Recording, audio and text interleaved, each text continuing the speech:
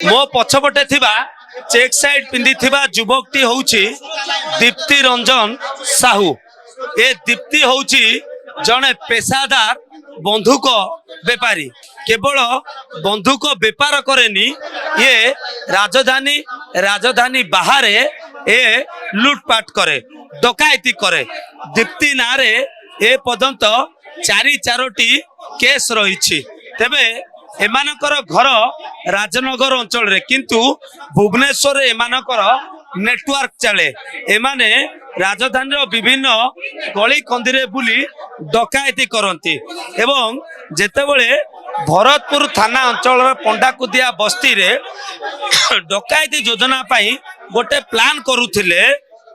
सेतेबेले भरतपुर थाना police red करिबा परे एमानंकु धरिछि।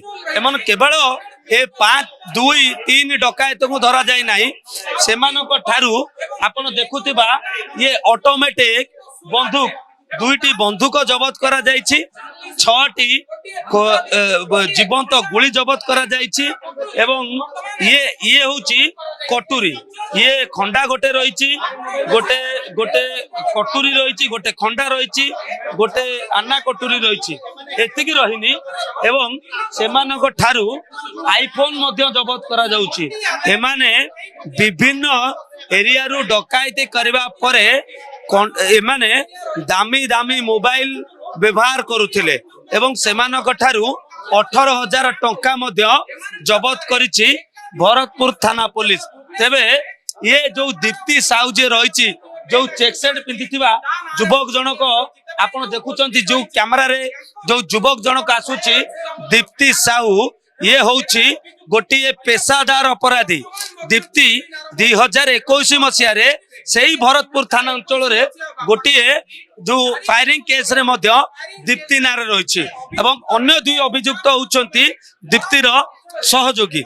एमाने जेल रे रहिबा परे एमानकर मॉनिटरिंग हुए, एमाने चिन्हा परिचय हुअंती, परवर्ती समय रे एमाने लुटपाट करते। तेबे भरतपुर थाना पंडाकुदिया बस्ती अंचल रे एमाने रहुथिले एवं गोटे पेट्रोल पंप रे जेतेबेले डकायती योजना करुथिले, जेतेबेले प्लान करुथिले, विशेष सूत्र खबर पाइबा परे भरतपुर थाना पुलिस सेमानंकु धरिछि एवं सेमानंक ठारू ये सबु जबत करा जायछि। मारणास्त्र 2टी ऑटोमेटिक बंदूक रहिछि एवं 3टी खंडा रहिछि, दामी आईफोन रहिछि, 18,000 टंका मध्य सुना चेन मध्य जबत करिछि भरतपुर थाना पुलिस।